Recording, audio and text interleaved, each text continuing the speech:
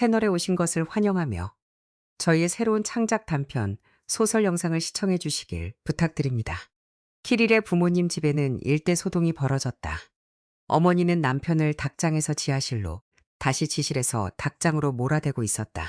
남편은 그녀의 재촉을 순종적으로 견디다가 마당으로 나가기 직전 문턱에 서서 딱 한 번 입을 열었다. 조야, 정말 부탁하는데 당신이랑 은경이 특유의 그 엉뚱한 행동만은 좀 하지 맙시다. 그게 무슨 소리예요? 여자는 놀란 표정을 지었다. 당신도 잘 알면서 그래. 성기는 손을 내저으며 그녀의 다음 심부름을 하러 갔다. 아들이 전화를 걸어 결혼할 예정이고 결혼식은 2달 뒤인 9월에 올릴 것이며 7월 말에 예비 신부를 데려와 인사시키겠다고 알려왔을 때 조야는 통화를 끝내자마자 먼저 가슴을 쥐어뜯은 뒤 머리를 감싸 쥐었다. 세상에나. 지붕의 용마루는 휘어있고 부지 뒤편 담장은 무너졌으며 계산은 엉망진창이었다. 내가 고쳐야 한다고 말했잖아. 그녀는 성기에게 돌아서며 말했다. 당신은 매번 나중에 하자고만 하더니 나중에 보니까 이 지경까지 왔잖아. 이제 이 모든 걸 어떻게 다 해내겠어? 설마 그 애가 지붕에 올라가서 용마루를 보거나 개사를 점검하러 갈 거라고 생각하는 거요? 남편은 비웃듯 웃었다가 손바닥으로 이마를 맞을 뻔했다. 손바닥이라 그나마 다행이지. 더 딱딱한 물건이 아니어서 다행이었다. 조야라면 그러고도 남을 사람이라고 그는 내심 너그럽게 생각했다. 그럼 오늘부터 우리는 전시 상태야. 여자는 지시를 내렸다. 모든 것을 빠르게 처리하고 바보 같은 질문은 하지 말 것. 당신은 가축과 마당 일을 맡고 나는 집 안일을 맡아. 질문 있어? 정말이지 치마를 입은, 아니 가운을 입은 척탄병이 따로 없다는 생각이 성기의 머릿속을 스쳐 지나갔다.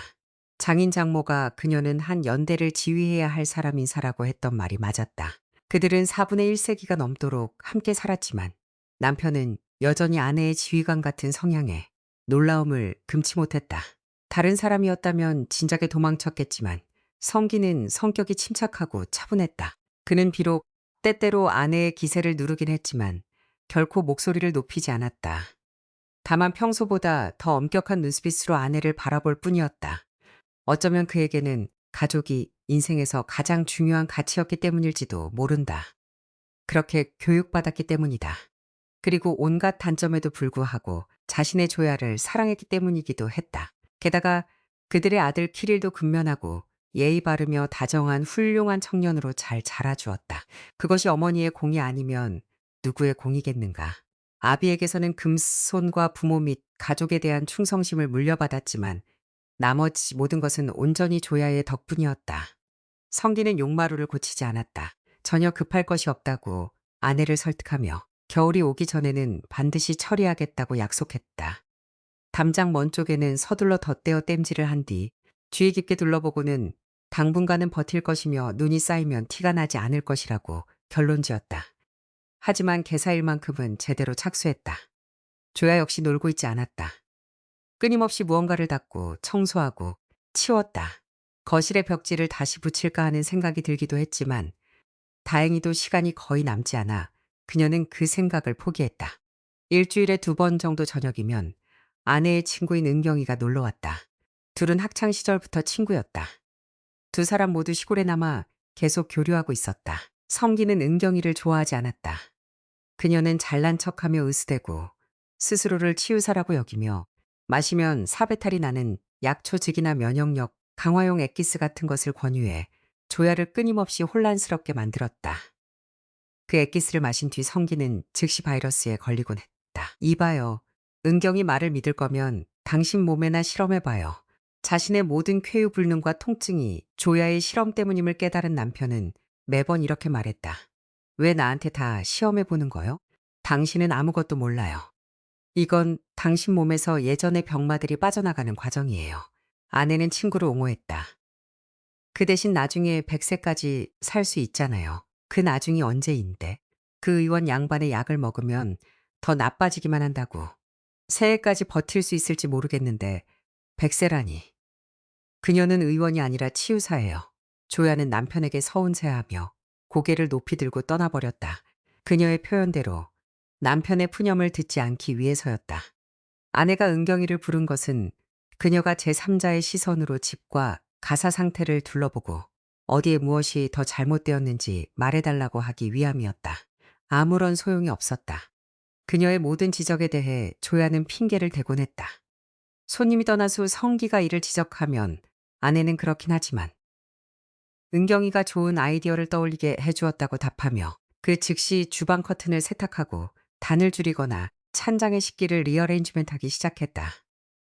니을이 2달이 눈 깜짝할 사이에 지나갔고 이제 날이 갈수록 긴장감이 고조되었다. 조야는 많은 일을 다 마치지 못해 안절부절 못했고 남편의 그 어떤 설득도 그녀를 안심시키지 못했다.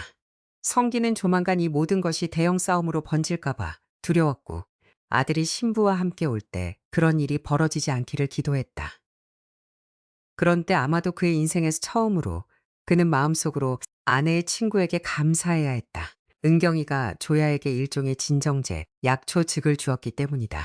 그래서 그녀는 이틀 가까이 잠만 잤고 아주 가끔 깨어나 허기를 채울 뿐이었다. 토요일 아침 6시 여자는 이미 일어난 상태였다.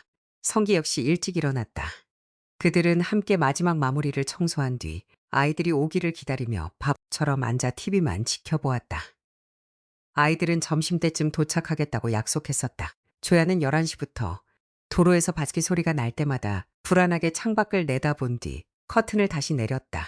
그들이 아니었다. 성기는 TV 채널을 돌리며 묵묵히 고개를 끄덕였다.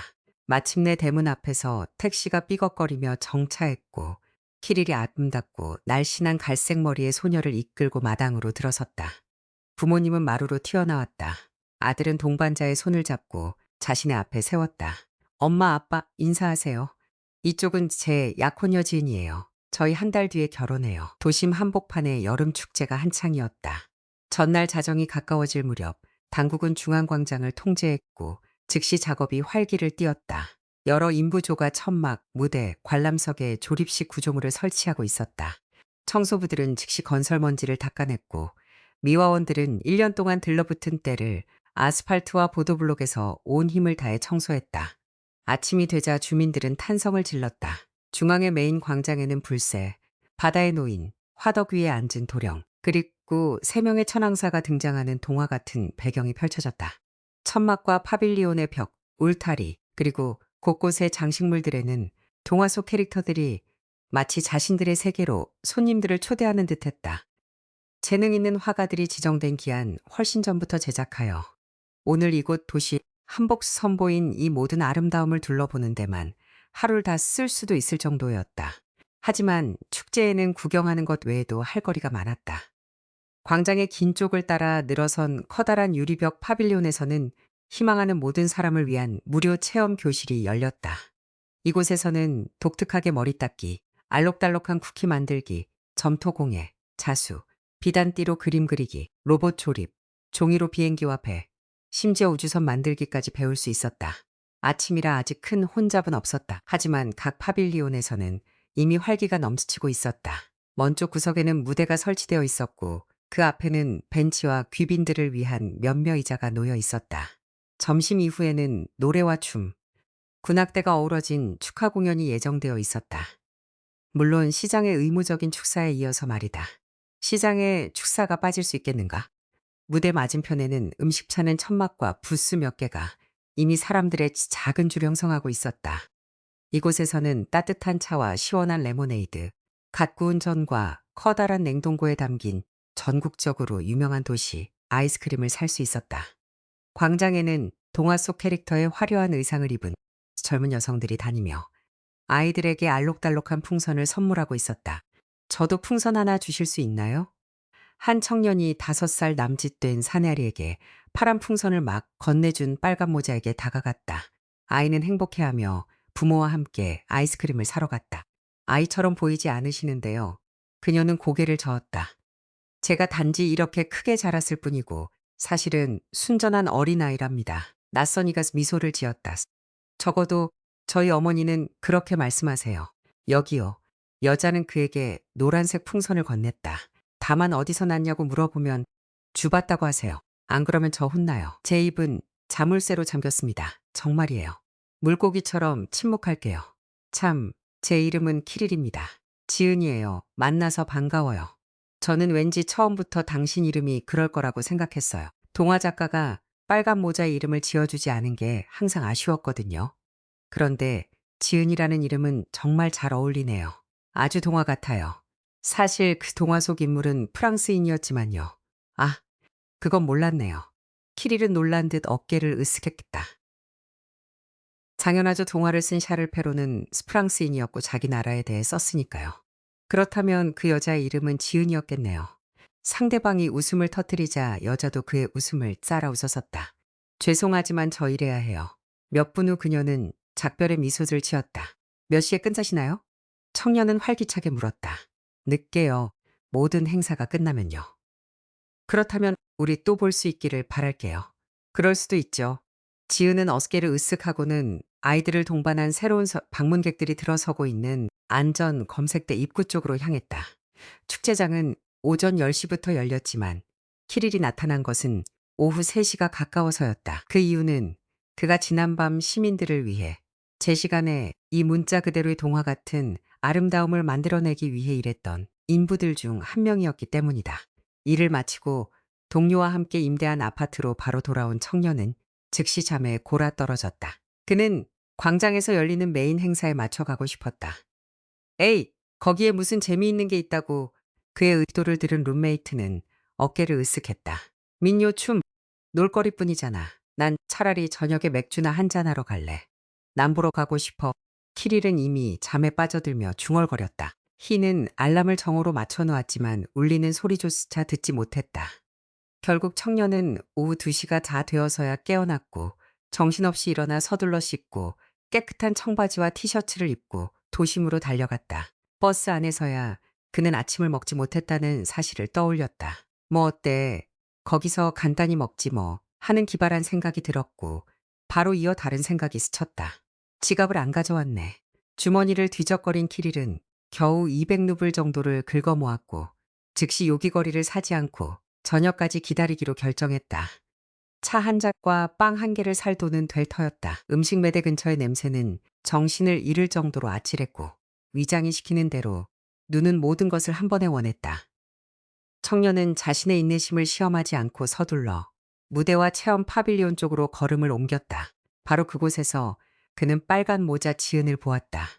화려한 의상을 입은 갈색 머리의 날씬한 소녀가 사랑스럽게 미소 지으며 아이들에게 풍선을 건네고 있었다. 먹고 싶다는 욕구는 즉시 뒷전으로 밀려났다. 왜 난 어린아이가 아닐까? 나한테도 저렇게 미소 지어줬으면 좋겠는데. 키릴은 생각하며 행운을 시험해보러 달려갔다. 도란 풍선을 들고 얼굴에 행복한 미소를 띠 채 그는 입구에서 조금 떨어진 곳에 서서 빨간 모자와 체크무늬 치마를 입은 예쁜 소녀가 아이들 하나하나 앞에 쪼그리고 앉아 무언가 말하고 풍선을 건네는 모습을 관찰하고 있었다. 잠시 후 무대에서 콘서트의 시작을 알리는 팡파르가 울려 퍼졌다.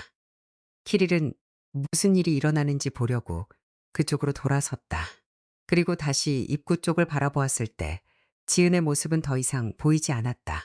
내가 어떻게 그녀를 놓쳤지? 이런 멍청이. 괜찮아. 광장이 그다지 크지 않고 의상도 눈에 띄니까 금방 찾을 수 있을 거야. 청년은 소녀를 찾을 수 있기를 바라며 모든 파빌리온과 매대를 돌고 떼지어 모여있는 시민들을 살펴보았지만 그녀는 마치 땅으로 꺼진 듯 사라져버렸다. 내가 환각을 본 건 아니겠지? 아니야. 내 손에 풍선이 있잖아. 그런데 어디로 사라진 걸까? 키릴은 속상해하며 빵집 천막 옆에 멈춰섰고 그제서야 배가 고프다는 것을 느꼈다. 위장에서 나는 소리가 어찌나 컸던지 청년은 지나가는 사람들이 그 소리에 돌아보는 것만 같았다.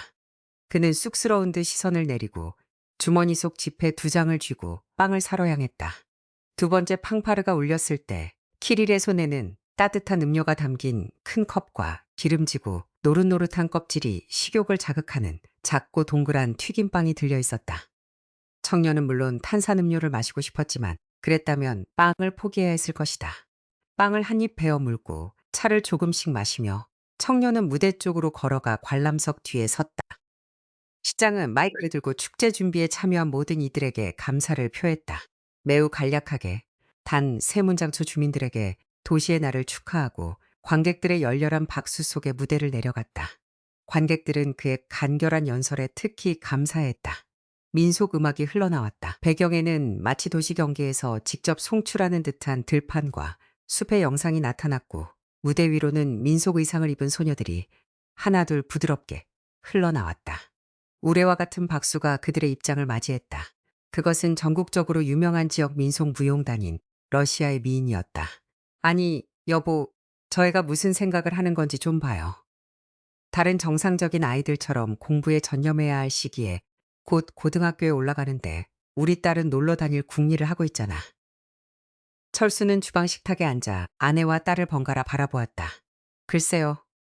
본인이 시도해보고 싶다면 가보게 해요. 아내는 어깨를 으쓱했다. 영희 씨, 제발 부탁인데 이게 왜 필요한 거요?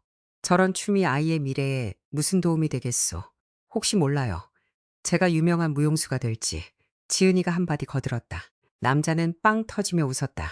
웃기지 마라. 넌 내 가능성을 객관적으로 평가할 만큼 다 자란 아이야. 춤으로 무언가를 이루려면 5살 때쯤 시작해야 해.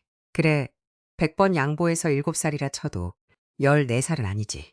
넌 어린 시절 내내 차고 지붕을 함께 누비고 다니던 옆집 사내 아이들 같은 걸음걸이를 하고 있잖아. 그런데 이제 와서 춤을 추겠다니. 거참. 하지만 만약에 딸이 말을 시작하려 하자마자 고개를 젓는 어머니의 손짓이 딸을 막아섰다. 그 손짓은 말대꾸하지 마라. 지금은 상황만 나빠질 뿐이다. 라는 의미였다. 알았어요. 지은은 손을 내저으며 식탁에서 일어나 저녁 잘 먹었습니다라고 인사하고 자신의 방으로 들어갔다. 영희 씨, 왜 당신의 단호한 한마디를 안 해주는 거요? 철수는 아내를 질책하듯 바라보았다. 왜 그러겠어요? 아내는 어깨를 으쓱했다. 아이는 지금 저곳에 모든 게 쉬워 보인다고 생각하는 거예요. 예쁜 의상, 화장, 음악 같은 것들 말이죠. 하지만 연습에 두어 달 다니다 보면 스스로 도망칠 거예요. 지금 말릴 필요를 못 느끼겠네요. 어쩌면 당신 말이 맞을지도 모르겠군. 당신이 아이의 취미에 대해 항상 그렇게 의연하게 대하는 걸 보면 놀라워. 마치 내가 모르는 무언가를 당신만 알고 있는 것 같아. 무슨 직감이라도 가진 것처럼 말이지. 철수 씨, 무슨 소리를 하는 거예요? 난 그저 우리 딸을 믿을 뿐이에요. 결국 우리가 키운 아이잖아요. 그래도 난 아이가 헛된 스쳐 지나가는 취미에 빠지기보다는 공부에 더 매진하고 미래를 생각했으면 좋겠어. 당신은 아이에게 너무 많은 걸 요구하고 있어요. 지은이는 일대 청소년이긴 하지만 아직 어린애예요.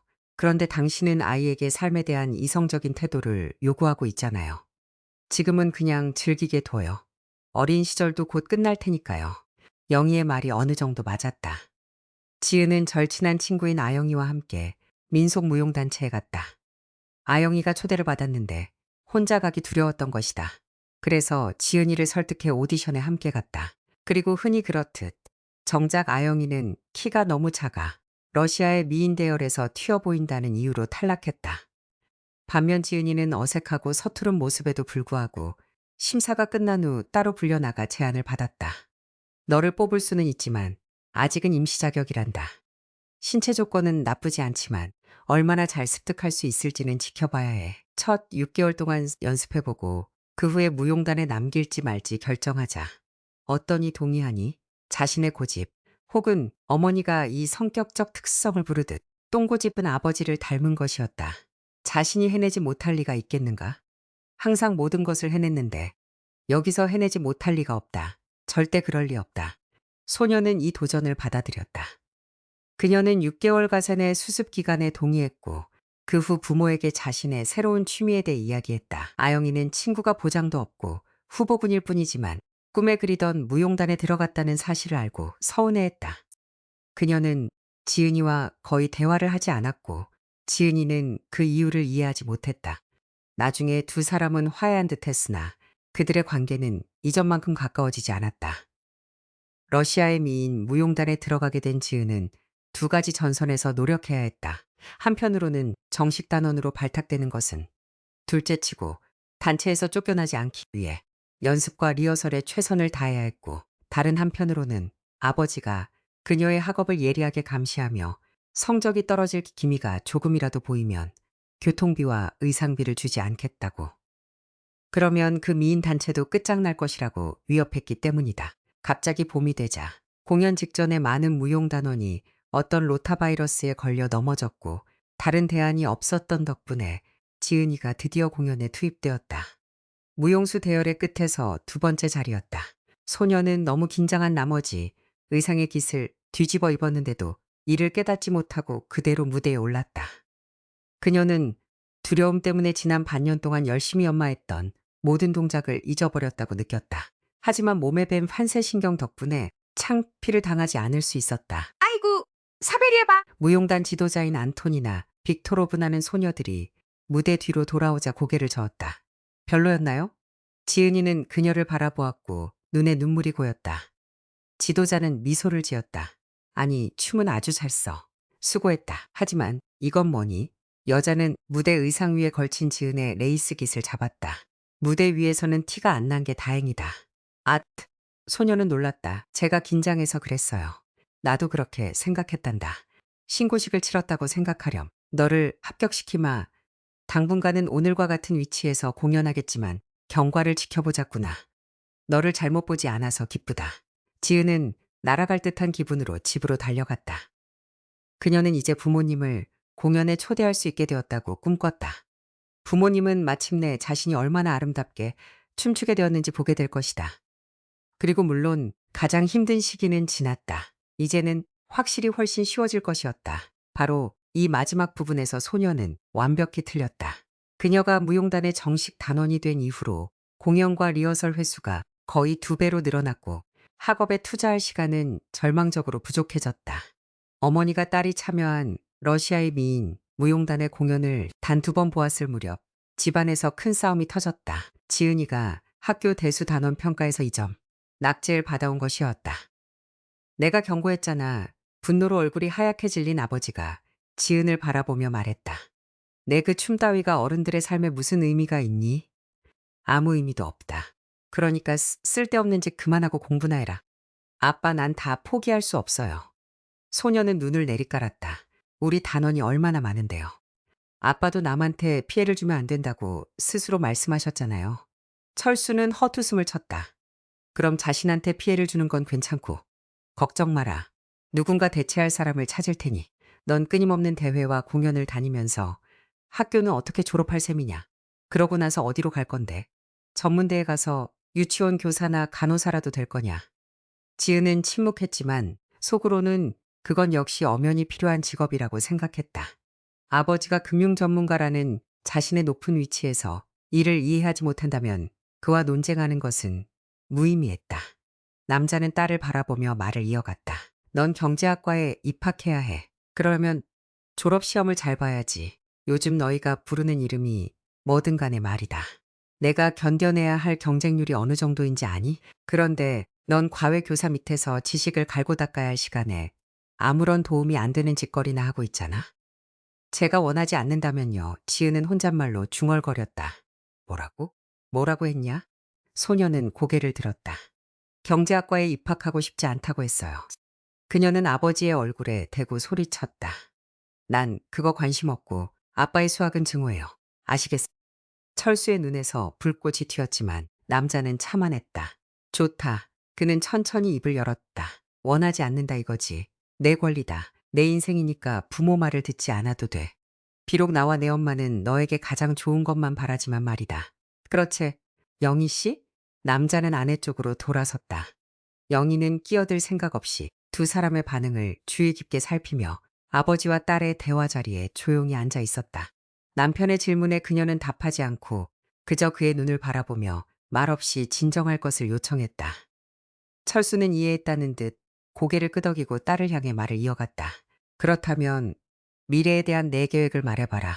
내가 상상하는 미래는 어떤 모습이지? 1년 뒤 학교를 졸업하면 뭘 할 생각이니? 3년 뒤에는?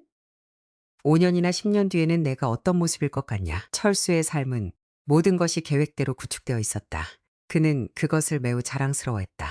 책상 위에 완벽한 정돈, 옷장에 차곡차곡 개어놓고 걸어둔 옷들, 명확히 세운 계획에 따른 일과 휴식. 지은이는 아버지의 이러한 삶의 방식을 사막이라고 불렀다. 하지만 어릴 때부터 그녀는 모든 면에서 아버지를 닮으려고 노력했다. 소녀는 자신이 아빠처럼 물건을 제자리에 치우고 책장에 교과서를 세워두면 아버지가 자신을 더 사랑해 줄 것이라고 생각했다. 지은이의 정돈 상태는 정확히 2분간 지속되었다.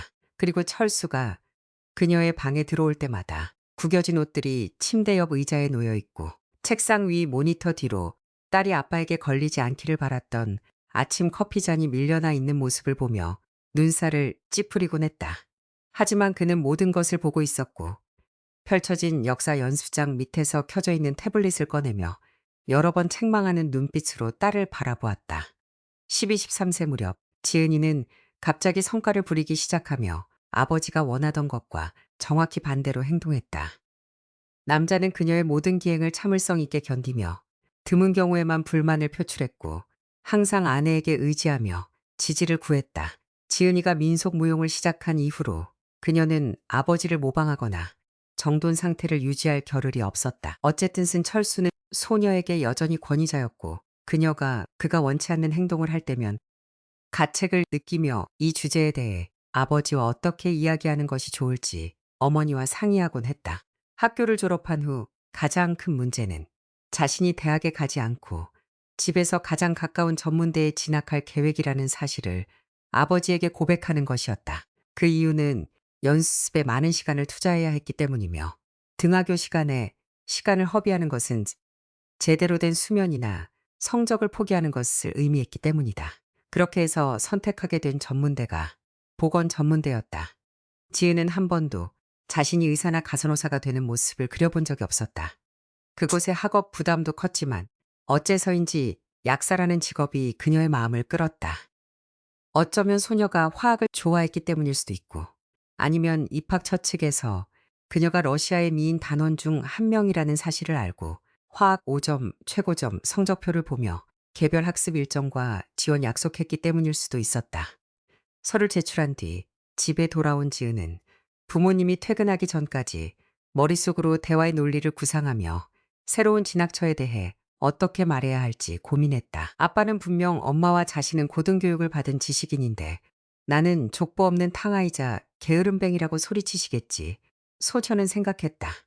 영희는 늦게 그리고 푹 꺾인 상태로 집에 돌아왔다. 딸은 어머니에게 무슨 일이 있음을 눈치채고 스물었다. 아빠는 언제 오세요? 두 분께 말씀드릴 게 있어요. 아니면 오늘 늦으시나요?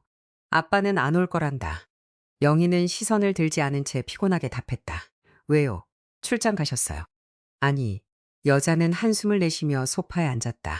아빠는 이제 우리와 함께 살지 않을 거야. 아빠에게는 다른 가족과 어린아이가 있어. 그곳에서 살게 될 거란다.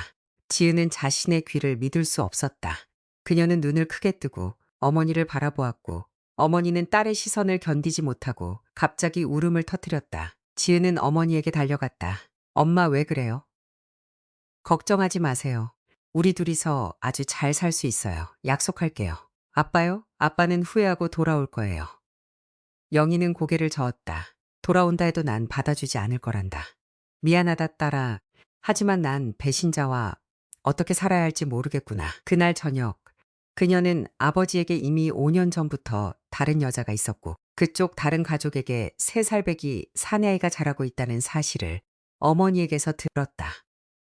그 사람이 나를 마녀라고 부르더구나. 새 아내가 말하길. 내가 자기를 홀려서 놓아주지 않았는데 자기 말 그 사람을 풀어줄 수 있었다고 했대. 그런데 너도 알겠니? 그 사람이 그 말도 안 되는 소리를 믿었다는 걸. 철수는 그 후에도 몇 번 전처와 딸을 찾아와 해명하고 지은이와 화해하려 시도했지만 소녀는 그의 말을 들으려 하지 않았다. 그 애는 내 남동생이다. 그는 딸을 설득했다. 어머니는 다르지만 아버지는 같은 한 사람이잖아. 내가요? 당신은 내 아버지가 아니에요. 그녀는 소리쳤다. 그녀는 아버지가 떠난 이후로 여전히 완벽한 정돈 상태를 유지하고 있던 아버지의 책상으로 다가가 한쪽 손으로 모든 것을 바닥으로 쓸어버렸다. 당신은 남이에요. 물건 챙겨서 당장 나가세요. 난 엄마 딸이고 똑같은 마녀예요. 아시겠어요? 당신은 앞으로 눈물 흘리게 될 거예요. 그리고 지은은 남자가 침울하게 현관을 나와 차 트렁크에 가방 2개를 넣고 고개를 드는 모습을 오랫동안 창밖으로 바라보았다. 그녀는 아버지가 자신의 시선을 느끼지 못하도록 뒤로 물러섰다. 철수는 차에 올라타 출발했다. 차는 이미 오래전에 떠났지만 지은은 창틀 손잡이를 잡은 채 이전에는 한 번도 그렇게 쓸쓸해 보인 적이 없었던 조명이 켜진 저녁 마당을 오래도록 바라보고 서 있었다. 딸이 전문대에 진학해 약학을 배운다는 소식을 영희는 지은이가 느끼기에 심지어 안도감마저 느끼며 받아들였다. 잘했구나, 착하다 딸아. 여자는 고개를 끄덕였다. 필요한 직업이지. 일자리가 없을 일은 없을 거야. 미안하지만 내 무용담보다는 훨씬 낫단다. 너희가 춤을 아주 잘 추긴 하지만 나한테는 이제 내 의상이나 다른 것들을 대줄 재정이 없거든. 예전처럼 아빠와 함께 살 때처럼은 살 수 없을 거야. 하지만 전문대에 가면 내가 스스로 돈을 벌 수 있을 거다. 우리 둘이 이전보다 훨씬 더 잘 살게 될 거예요. 지은이 약속했다. 그리고 그 사람도 우리를 부러워하게 될걸요.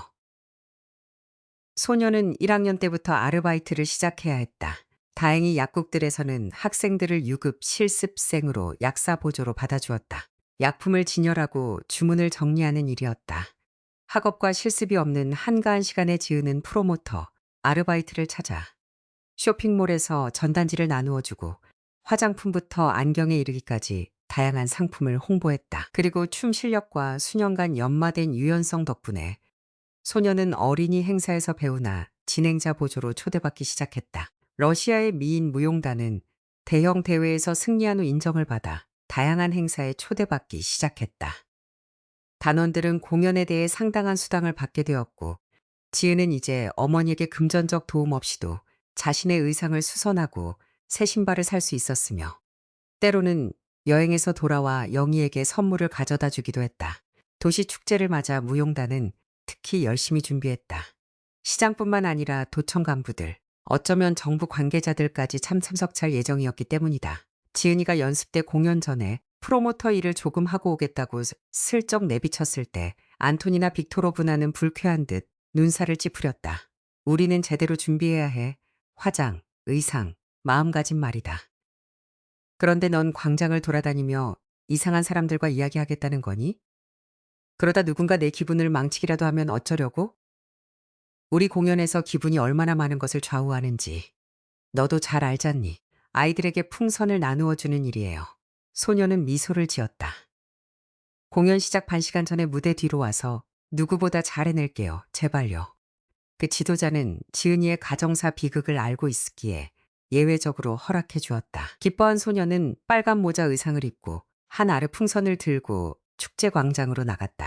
러시아의 미인 단원들의 각 레퍼토리가 끝날 때마다 우레와 같은 갈채가 쏟아졌다. 감격한 관객들은 브라보, 앙코르를 외치며 추가 공연을 요구했다.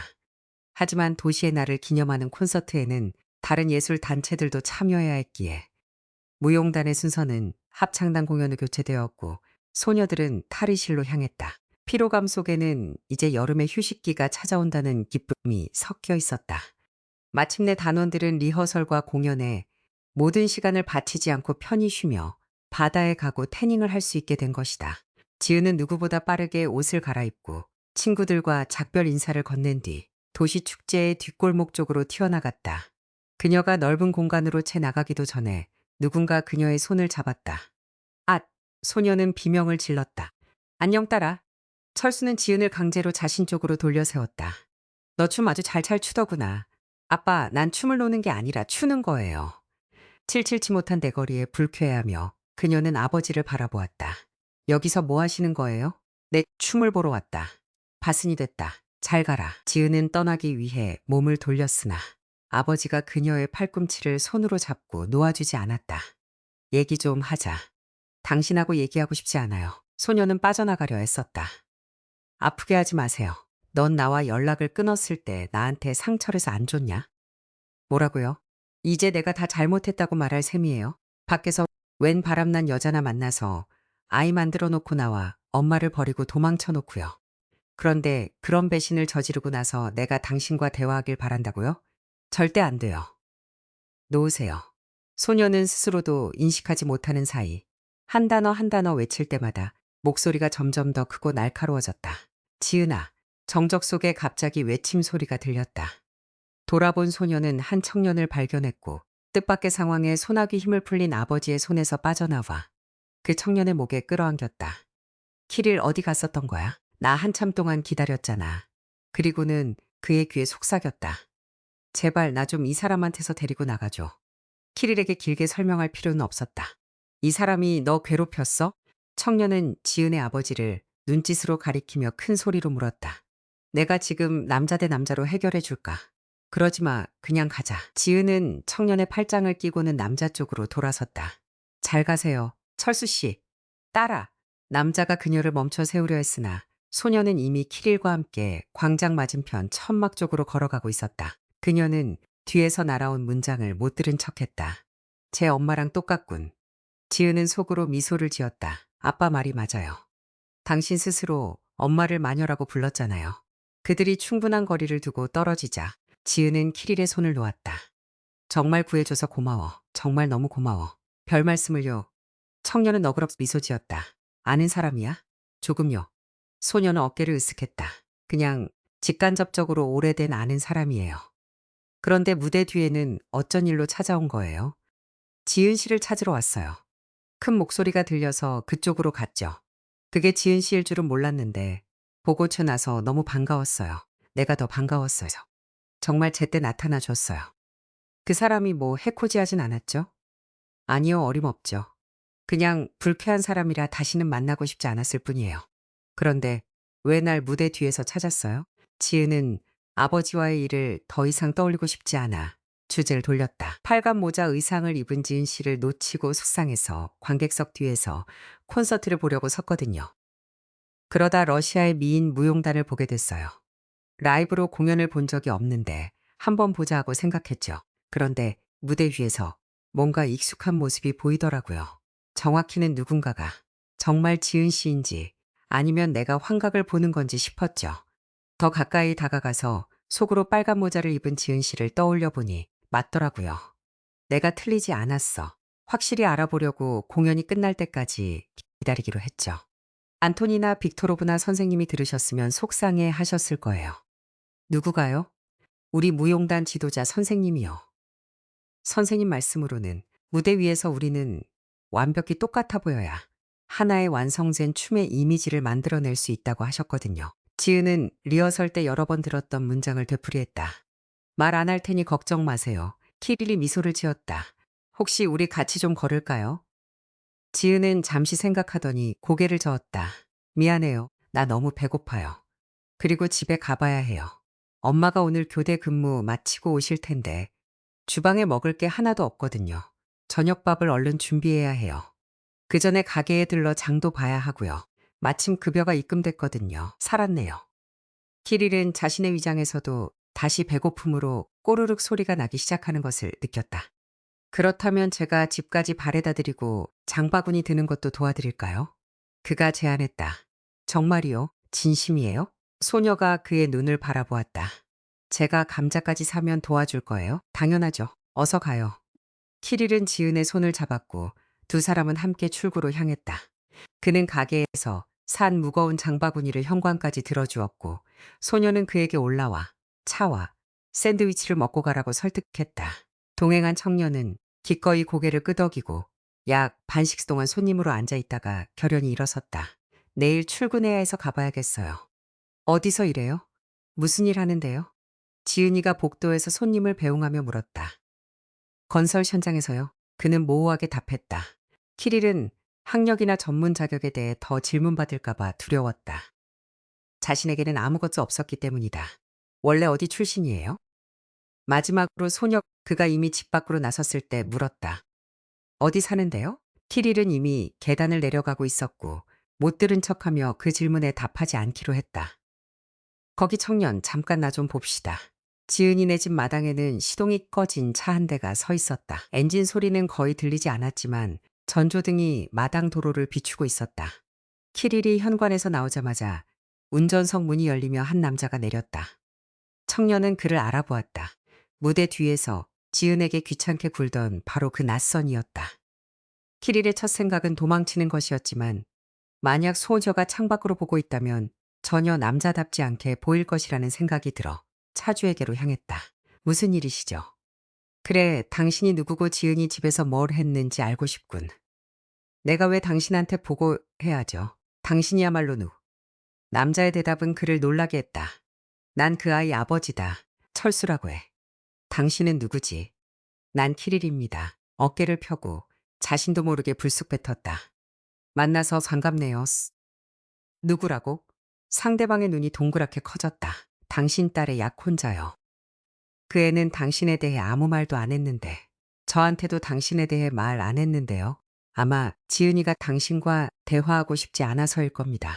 키릴은 무대 뒤에서 지은을 놓아주지 않던 이에 대해 했던 말을 떠올렸다. 그렇다면 당신이 나한테 말해줄 수 있겠군. 청년은 고개를 저었다. 아니요. 지은이가 동의하면 직접 물어보세요. 전 내일 출근해야 해서 갑니다. 키릴은 돌아서서 걸어가며 지은이가 창문으로 그들의 만남을 보았을지, 그리고 무슨 생각을 했을지 궁금해했다. 우리 딸이 결혼할 준비하는 거 알고 있어?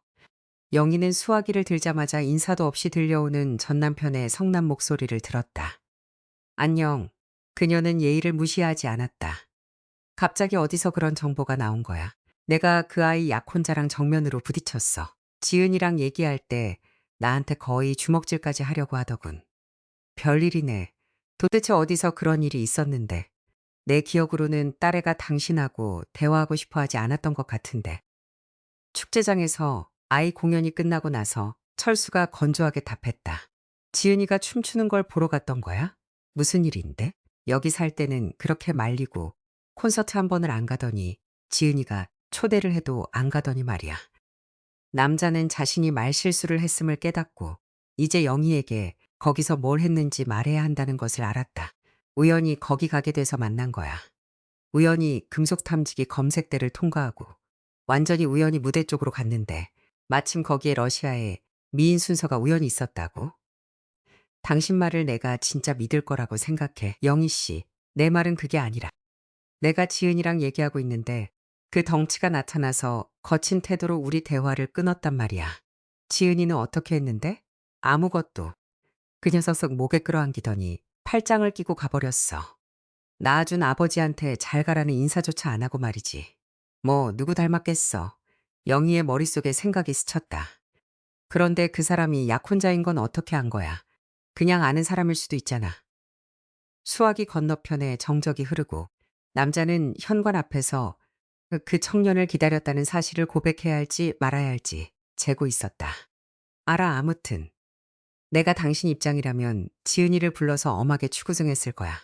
내가 당신 입장이라면 첫째로 밖에서 바람을 피워 가족을 깨뜨리지 않았을 거고, 둘째로 용서를 바라며 딸을 추적하지 않았을 거고, 마지막으로 셋째로 이 전화번호를 잊어버렸을 거야. 영희는 분노를 느끼며 쓸데없는 말을 더하지 않기 위해 통화를 끊고 스마트폰을 소파에 던졌다. 하지만 지은이가 퇴근하고 돌아오면 저녁에 이야기를 나눠봐야겠다고 생각했다. 엄마, 무슨 약혼자예요? 어디서 그런 말을 들었어요? 딸은 어깨를 으쓱했다. 우리 축제에서 만난 사이예요. 잘생겼고 건설일해요. 그냥 아빠가 공연 끝나고 날 붙잡고 손을 안 놓아줘서요. 이것 좀 봐요. 멍까지 들었잖아요.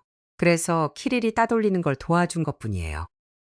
그러니까 그냥 도와준 것뿐이다. 영희는 의미심장하게 바라보았다. 네. 그리고 참고로 한 번만 도와준 게 아니에요. 나중에 가게에서 산 내 장바구니도 들어줬거든요. 무슨 소리야? 엄마도 우리 집에 먹을 거 떨어진 거 알잖아요. 그이가 산책하자고 했는데 내가 가게 가야 한다고 했더니 키릴이 도와주겠다고 한 거예요. 감자 5kg를 내가 직접 들고 왔어야 했어요. 게다가 우유, 캐피어, 탄산수까지 바구니가 얼마나 무거웠는데요. 옆에 있어줘서 다행이었죠. 고마워서 차 한 잔 대접한 거예요. 그러니까 그 사람이 우리 집에 왔었다고? 네. 엄마 기다렸다가 인사도 시키고 이 이야기도 해주려고 했는데 내일 출근해야 한다고 해서 먼저 갔어요. 그런데 아빠는 왜 그 사람이 내 약혼자라고 생각한 거래요? 엄마, 내가 어떻게 알겠어요.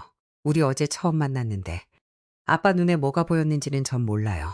약국에서 근무를 서는 동안 지은은 키릴에 대해 어머니와 나눈 대화를 떠올렸다. 그 사라심을 다시 못 본 게 아쉽네 하는 생각이 스쳤다. 아버지의 착각에 대해 말해주면 함께 웃었을 텐데. 그런데 저녁에 집으로 걸어가던 지은은 갑자기 익숙한 뒷모습을 보았다. 키릴이 그녀를 향해 걸어오고 있었다. 안녕. 청년이 발세 미소 지었다. 마침 당신 생각하고 있었는데. 안녕? 지은 스스로도 이 만남이 이렇게 반가울 줄은 몰랐다. 무슨 생각했는데? 지은 씨가 이 근처에 사니까 우리 만나는 게 좋겠다는 생각. 키릴은 자신이 그녀의 현과 인정받고 바라브스바 아마 산 시간을 있었다는 사실은 말하지 않았다. 러시아의 미인은 여름 휴가 중이지만 난 일하고 오는 길이에요. 어디서 일하는데요? 약국이요. 저기 사격장 길에 있는 곳. 나 약학 배우고 있거든요. 지금 방학이라 전공 살려서 아르바이트 할 기회가 생겼어요. 당신은 건설 현장에서 일한다고 했죠? 네. 무슨 일 하는데요? 주로 조립공으로 일해요. 뭐, 사실 할 줄 아는 건 많아요. 벽돌 쌓기, 배관, 설비 설치 같은 거요. 당신도 어디서 공부해요? 건축학과? 쑥스러운 듯 고개를 저었다. 아니요. 지금은 일만 하고 있어요. 공부까지 하면 먹고 살 돈이 없거든요. 그래서 빡세게 일해야 해요. 나중에 배울 수도 있겠지만 어디 사 동료랑 돈 모아서 아파트 자취해요. 먼 은빛 마을 쪽이에요. 그런 이름의 동네는 도심에서 가장 멀리 떨어진 곳 중 하나였다. 가깝진 않네요. 부모님은요? 키릴은 지은을 만난 순간부터 이 이야기가 나올까 두려워했지만 거짓말을 할 수는 없었다. 부모님은 시골에 사세요. 전이라고 공부하려고 이리로 왔는데 보다시피 아직은 공부할 때가 아니라서요. 이해해요. 지은은 그래도 자신은 살 집이라도 있다는 점을 생각하며 고개를 끄덕였다. 키릴은 쑥스러운 듯 발을 만지작거리며 물었다.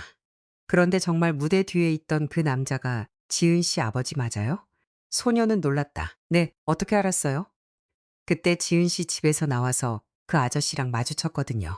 그 사람이 말해줬어요. 지은은 겁이 났다. 아버지가 자신이나 키리를 현관 앞에서 기다리고 있을 줄은 생각지도 못했다. 그 사람한테 뭐 해코지하진 않았죠? 당연히 안희준 씨 어떻게 사는지 알고 싶어 했는데 난 답하지 않았어요. 글쎄, 나도 딱히 할 말이 없기도 했고요. 그 사람이 거짓말한 거라면요? 잘했어요.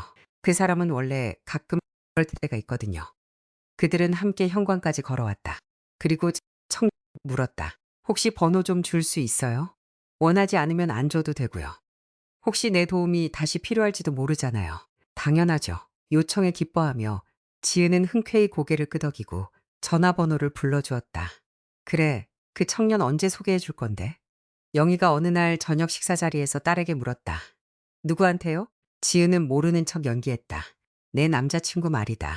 내 눈빛이 반짝이고 저녁마다 어디선가 산책하고 학업 끝나고 늦게 들어오는 거 다 보이는데 말이지.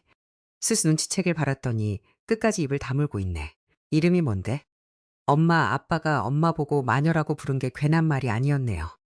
설마 여자는 미소를 지었다. 그냥 약간의 관찰력과 논리일 뿐이야. 말하기 싫거나 아직 때가 아니라고 생각하면 강요하진 않으마. 키릴이요. 이름이 키릴이에요. 전에도 말했잖아요. 딸은 고백했다. 기억하죠? 그때 도시 축제날 아빠한테서 벗어나게 도와주고 장바구니 들어줬던 그 청년이요. 그렇다면 더더욱 섭섭하네. 내 아버지도 아는 애를 나한테는 소개를 안 해주려고 하니. 엄마, 제발 서운해하지 마세요. 지는 다가가 엄마의 어깨를 감싸 안았다. 그냥 엄마한테 말하기가 좀 그랬어요. 엄마랑 아빠랑 그렇게 안 좋게 헤어졌는데 나까지 이러니까. 혹시 엄마가 서운해하면서 자기를 버리고 떠난다고 생각할까 봐요. 아빠처럼요. 그게 무슨 소리니? 난 오히려 내가 온갖 문제에도 불구하고 사랑하는 사람을 만났다는 게 너무 기쁜 걸. 영희는 소녀를 주의 깊게 바라보았고 딸이 쑥스러운 듯 고개를 끄덕이는 것을 보았다. 잘 됐구나. 그리고 넌 나를 전혀 버리는 게 아니야. 자식은 자라서 둥지를 떠나야 하는 법이지. 난 항상 그걸 알고 있었고 언젠가 내가 집으로 멋진 청년을 데리고 와서 엄마, 이제 이 사람이 제 가족이에요라고 말할 날을 준비하고 있었단다. 이렇게 예쁘고 똑똑한 아이가 혼자라면 오히려 이상한 일이지. 그럼 언제 인사시켜 줄 거니?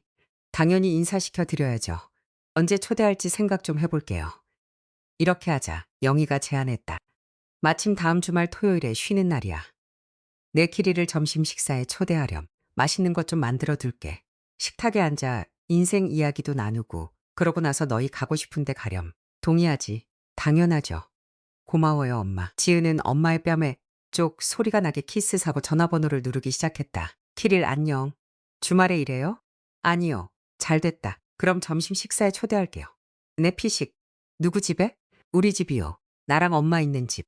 우리 2시쯤 늘 만나던 장소에서 만나서 같이 가요. 약속한 거죠? 두 청춘이 늘 만나던 장소라고 부르는 곳은 처음 서로를 보고 알게 된 도심 중앙 광장이었다. 평소에는 차들이 빼곡히 지나다니는 곳이었지만 두 사람은 언제나 방문객들에게 훌륭하고 진한 커피를 대접하는 작은 카페 입구 근처 인도에 자리를 잡곤 했다. 영희 어머니. 키릴은 지은이 옆에 앉아있던 소파에서 쑥스러운 듯 일어섰다. 제가 말재주가 없어서 긴 연설은 못하지만 저희가 따님과 결혼하는 것에 대해 어떻게 생각하시나요? 청년의 얼굴이 붉게 물들었다. 지은의 어머니는 미소를 지으며 딸을 바라본 뒤 손님에게 시선을 돌렸다. 내가 무슨 상관이겠어요? 너희는 젊으니 너희가 결정할 일이지. 키릴은 처음부터 그녀의 마음에 들었다. 문을 열자마자 꽃다발을 건네서만이 아니었다. 그는 권유받은 소파에 앉아있지 않고 주방으로 와서 집주인 여성들을 돕고 거실 식탁으로 식기와 음식을 날랐다. 점심을 먹으며 영희의 질문에 답하던 키릴은 부모님이 시골에 살고 계신다고 솔직하게 털어놓았다. 그곳에는 닭, 오리, 밭이 있는 큰 농장이 있었다. 예전에는 염소도 키웠지만 요즘은 안 키운다고 했다. 아버지는 가축을 돌보시고 어머니는 농작물 관리와 버섯 채집, 여러 약초 채집을 아주 좋아하신다고 했다. 어머니에게는 동네 의원인 은경이 이모라는 친구가 있는데 학창시절부터 친구라 함께 산으로 들러 약초를 채집하러 다니신다고 했다. 창고 전체에 빗자루가 걸려 있다고 매일 투덜대시는데 어머니가 말려두는 여러 약초 묶음을 그렇게 부르신다고 했다. 하지만 나중에 그 약초로 맛있는 차를 우려내면 아버지도 더 이상 화를 내지 않으신다고 했다. 청년이 이야기를 들려주는 동안 그의 눈에서 행복했던 시골 어린 시절의 따뜻한 추억을 보았다.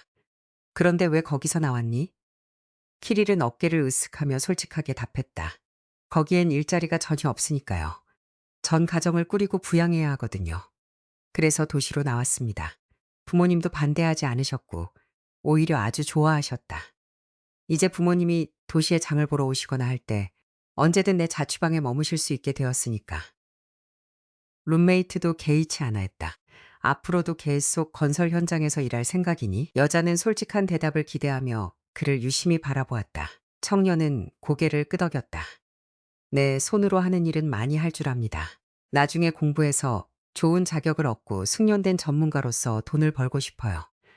어떤 직업을 갖고 싶은데? 아마 용접공이요. 이미 조금 할 줄 알거든요. 팀원들이 도움이 필요할 때 전 항상 준비되어 있어요. 마음에 듭니다. 나도 그렇게 할 수 있을 것 같아요. 다만 자격증 없이는 감독하에서만 일할 수 있거든요. 자격증을 따면 제 팀을 꾸려서 지은이랑 아파트를 임대해 우리 가족으로 살 수 있을 겁니다. 그 전까지는 어디서 살 건데? 모르겠어요, 엄마. 딸이 대화에 끼어들었다. 우린 아직 그건 얘기 안 해봤어요. 그럼 내가 우리 집을 제안하마. 영희가 미소를 지었다. 여기 내 방이 있잖니. 그녀는 딸을 바라보았다. 돈을 좀 벌면 그때 독립해서 집을 구하렴. 정말 감사합니다, 영희 어머니. 키릴이 다시 자리에서 일어났다. 패 끼치지 않고 사이좋게 살겠다고 약속드립니다. 지은이를 시골 부모님께 데려가 인사시키려고 해요. 괜찮으시다면 어머니도 함께 가실래요? 영희는 미소를 지었다. 아니야, 그건 안 되지. 서두르지 말자꾸나. 우선 너희 둘이서 다녀오렴. 너희 사이에 아이가 생기고 우리의 공동 손주가 생기면 그때 이야기할 시간은 충분할 테니까. 지은은 목적을 가지고 처음으로 시골에 갔다. 어릴 때 부모님과 함께 차를 타고 여행을 다닌 적은 있었다. 때로는 길가에 있는 마을에 들러 점심을 먹고 주변을 둘러본 뒤 다시 차에 타고 길을 떠나곤 했다. 외가나 친가 모두 시골에 친척이 없었다. 그들의 가족은 오랫동안 철저한 도시 사람이었다. 키릴은 부모님이 도시에서 50km 떨어진 주택에 사신다고 했지만 지은은 거기에 큰 의미를 두지 않았다. 청년이 프로포즈를 했을 때 그녀는 진짜 시골에 가서 사람들이 어떻게 살고 있는지 보는 것도 재미있겠다고 생각했다. 하지만 시시아무지 부모님과의 만남의 날이 가차없이 다가오자 소녀는 두려움을 느끼기 시작했다. 그녀는 어떻게 행동해야 할지, 그곳의 관습이 무엇인지 전혀 알지 못했다. 도시 출신인 자신이 키릴의 부모님 마음에 들지 않으면 어쩌나 걱정되었다. 지은은 자신의 불안감을 어머니에게 털어놓았다. 영희는 현명하게 답했다. 딸아, 키릴의 부모님이 이상한 분들이셨다면 키릴이 내가 사랑하는 그런 청년으로 자라지 못했을 거란다. 그러니 두려워하지 말고 자연스럽게 행동하고 상황에 맞게 처신하렴. 넌 현명한 아이니까 걱정 마라. 그럼에도 키릴의 뒤를 따라 그의 부모님 집 대문을 들어설 때 지은의 무릎은 떨리고 있었다. 조여어머니 뭐 하세요? 지은은 예비 시어머니를 도와 식탁을 차리기 위해 주방으로 들어갔다가 그녀가 병에서 정체불명의 액체 2큰술을 자신의 국그릇에 넣는 모습을 목격했다. 현장을 걸린 여자는 흠칫 놀랐다. 아무것도 아니란다. 그녀는 어색하게 미소를 지었다. 이건 면역력 강화에 좋은 거야. 왜 저한테만 넣으세요? 다른 사람들 거엔 이미 넣었단다. 걱정 마라. 얘야, 내 친구가 가르쳐 준 거란다. 그 친구는 우리 동네 치유사거든. 저 이거 안 먹을래요. 지은은 고개를 저었다. 너 왜 그러니 무슨 생각을 하는 거냐? 조야가 즉시 쏘아붙였다. 난 너랑 키릴이 행복하기만을 바랄 뿐이다. 주방을 나온 속상한 예비 신부는 약혼자와 그의 아버지에게 사과하며 몸이 안 좋아 식탁에 앉지 못하겠으니 가서 좀 눕겠다고 말했다. 키릴은 즉시 그녀를 따라 달려갔고 성기는 아내를 불신하는 눈빛으로 바라보았다. 거기서 무슨 일이 있었던 거요? 별일 없었어요. 조야는 어깨를 으쓱했다. 그 애가 그렇게 예민할 줄은 몰랐네요. 예민하다니 당신이 뭐라고 한 거요? 아무 말도 안 했어요. 내가 국의 은경이 약초즉을 타는 걸 보고 그 애가 이상한 생각을 한 모양이에요. 뭐라고? 성기는 식탁에서 벌떡 일어났다. 당신 미쳤어? 도대체 무슨 짓을 하려고 한 거요? 조용히 해요. 아이들 놀라겠어요. 당신이 이미 애들을 놀라게 만들었잖아. 조야는 남편에게 서운한 표지였다. 아무 짓도 안 했어요. 지은이는 착한 아이고 우리 키릴은 뭐 다른 남자아들 같잖아요. 그래서 그 애가 키릴한테 오래 서운해하지 않도록 은경이 물약을 좀 넣으려고 한 것뿐이에요. 뭐라고? 성기는 눈을 하얗게 뒤집었다. 그는 아내와 그녀의 친구가 온갖 약초에 빠져 있다는 것은 알고 있었지만 이 지경까지 이를 줄은 꿈에도 몰랐다. 당장 말해봐. 그게 뭔 물약이고 누구한테 또 탔던 거요? 사실 당신한테도 타주려고 했었어요. 조야는 눈을 내리깔았다. 당신 그거 마시고 사흘 동안 배탈 나서 고생했던 거 기억나죠? 아, 그게 그것 때문이었어? 그럼 당신은 내가 당신을 충분히 사랑하지 않는다고 생각했던 거요? 아니요. 그건 내가 실수한 거예요. 은경이가 그건 여자한테 줘야 한다고 했어요. 남자한테는 안 좋다고요. 그럼 당신은 왜 안 마셨어? 마셨어요. 보시다시피 우리 둘이 이렇게 잘 살고 있잖아요. 성기는 한숨을 쉬며 의자에 털썩 앉아 고개를 저었다. 당신 참 바보 같구려. 그럼 우리가 이렇게 행복하게 사는 게 그쪽 친구 물약병 덕분이지. 우리가 서로 사랑해서가 아니라는 거요? 조야는 겁이 났다. 무슨 소리예요? 그냥 우리 평생 함께 살았으니까 키릴도 그렇게 살길 바라서 지은이 국에 타준 것뿐이에요. 논리 한번 철통 같구려. 남편은 화가 좀 식은 듯 어깨를 으쓱했다. 상황을 어떻게 수습할지 생각해야겠소. 그러다간 미래의 며느리뿐만 아니라 아들까지 부모 집에서 정을 떼게 만들겠어. 남자는 자리에서 일어나 생각을 정리하려 마루로 나갔다. 은경 이모, 이건 뭐예요? 지은은 시골 의원의 집 안을 둘러보고 있었다. 그곳은 일종의 자연 연구실처럼 꾸며져 있었고 그녀는 호기심 어린 눈으로 온갖 병과 작은 병들, 천장에 걸린 말린 무언가가 담긴 주머니들을 바라보았다. 이건 독활인데 기침할 때 아주 도움이 된단다. 조야의 친구가 성기의 강력한 권유로 예비 며느리를 만나러 왔다가 자신의 집으로 초대한 이후 지은은 처음에는 경계심을 품었으나 점차 커지는 호기심을 안고 은경의 집을 찾았다. 소녀는 약초와 숲의 산물들, 그리고 그것으로 약을 만드는 법, 여자가 이 모든 약에 대해 어떻게 그리 잘 아는지 물었다. 사실은 나 공부했단다. 은경은 솔직하게 고백했다. 대학 약학부에서 내가 가장 좋아했던 과목이 생약학이었지. 그게 뭔지 아니? 와, 대단해요. 지은은 감탄했다. 저도 전문대에서 약학 배우고 있어요. 저희도 식물치료학 배웠거든요. 키릴은 이모가 의원이고 다 집안 대대로 물려받은 거라고 하던데요. 나한테는 그런 전설이 있단다. 그걸 깰 필요는 없겠지? 여자는 그녀에게 비밀스럽게 미소를 지었다. 당연하죠. 제 입은 자물쇠로 잠겼어요. 약국에서 포장된 약초를 보는 것과 이렇게 실제로 보는 건 완전히 다른 느낌이에요. 도시로 돌아온 지은은 영희에게 시골의 예비 친척들이 보낸 선물들을 꺼내놓기 시작했고, 이어 자신이 직접 챙겨온 약초 주머니들도 꺼냈다. 이건 또 뭐니? 엄마는 놀라워했다. 그냥 식물치료학 실습 교재예요. 지은이 미소를 지었다. 시험 좀 해보려고요. 영희는 불안한 눈빛으로 키리를 바라보았다. 걱정 마세요. 영희 어머니. 그가 고개를 끄덕였다. 전문가의 엄격한 감독하에 채집된 것들입니다. 밤 10시쯤 아파트 초인종이 울렸다. 지은과 엄마는 의아한 눈빛을 교환했다. 키릴이 퇴근하고 돌아올 시간으로는 아직 일렀다. 그는 보통 11시쯤 들어왔고 열쇠를 가지고 있었다. 초인종은 집요하게 울려댔다. 이 밤중에 또 누가 온 거야? 여자는 한숨을 쉬며 문을 열러갔다. 문 앞에는 철수가 서 있었다. 안녕하세요, 내 사랑하는 이들. 너무 오래 못 봤네요. 그는 꼬인 혀로 말하며 문턱을 넘어섰다. 당신 정신 나갔어? 전처가 그의 길을 막아섰다. 당신 여기 안 산지 오래야. 취해가지고 감히 어디라고 찾아와. 취한 게 아니라 한잔한 거요. 그는 영희에게 검지 손가락을 내저었다. 당신들이 너무 보고 싶어서 왔소. 문 쪽으로 지은이가 다가왔다. 설마 새아내가 집에서 쫓아냈어요? 왜 쫓아내? 아니야, 난 다 잘 지내. 그냥 너희 어떻게 사나 보러 온 거란다. 우리 잘 살아요. 영희가 날카롭게 답했다.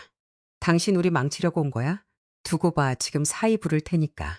우리한테 사위가 있어. 나한테는 있어. 그런데 누구냐고? 나다. 엘리베이터에서 키릴이 나와 열려있는 아파트 문으로 다가왔다. 아, 취한 철수가 돌아보았다. 어디서 본 것 같은데. 봤죠, 봤어요. 지은이 고개를 끄덕였다. 이쪽은 키릴이에요. 도시축제 때 당신한테서 날 구해주었던 사람이죠. 맞다. 난 그쪽이 자기 약혼자라고 했을 때 거짓말인 줄 알았는데 우리 집에서 거짓말하는 건 당신 하나뿐이야. 영희가 전 남편을 바라보며 말했다. 키릴은 조심스럽게 남자를 지나쳐 신발을 벗기 시작했다. 뭐 차 한 잔도 안 대접할 건가? 철수가 물었다. 영희가 남자를 저 멀리 쫓아내려고 입을 열려는 찰나 딸이 대어다에 끼어들었다. 왜 안 대접하겠어요? 이런 상태로 거리로 내보낼 수는 없잖아요. 강도라도 만나면 어쩌겠어요? 엄마 주방으로 모셔요. 제가 진하게 차 한 잔 끓여드릴게요. 영희는 의아하게 딸을 바라보다가 딸의 고개 끄덕임을 보고는 비켜서서 전 남편을 집 안으로 들여보냈다. 그 기집애가 나를 독살하려고 했어. 이틀 동안 변기에서 내려오질 못했다고. 그 애도 당신 닮아서 순마녀야. 영희는 전화로 딸을 얼마나 못되고 음흉하게 키웠는지에 대해 듣고 있었다. 철수가 차를 마시며 자신의 삶과 가족을 자랑하던 그 잊지 못할 저녁 이후 그의 새 아내가 밤 12시에 차를 몰고 와 술 취한 남자를 데려갔었다. 영희는 남편이 술이 깨면 새 아내에게 혼이 나서 다시는 그들의 눈앞에 나타나지 않기를 바랐다. 하지만 그는 사흘 뒤 전화를 걸어 수화기에 대고 소리를 질러댔다. 여자는 그 고성을 오래 듣지 않고 전화를 끊어버렸다. 너 그 사람한테 뭘 먹인 거니? 그녀는 딸 쪽으로 돌아섰다. 지은은 어깨를 으쓱했다. 차요, 약속한 대로 차에 질경이를 좀 탔어요. 식물 치료학 수업 때 완화 작용이 있다고 들었거든요. 거짓말은 아니었네요. 제가 이해하기로는. 딸과 어머니는 웃음을 터뜨렸고 함께 이 일일은 고개를 저었다. 어우, 나 무서워지려고 해. 걱정 마, 우리 도시 마녀들은 착하니까. 어린 아내는 그쪽으로 돌아서며 사랑하는 사람에게 키스해 주었다.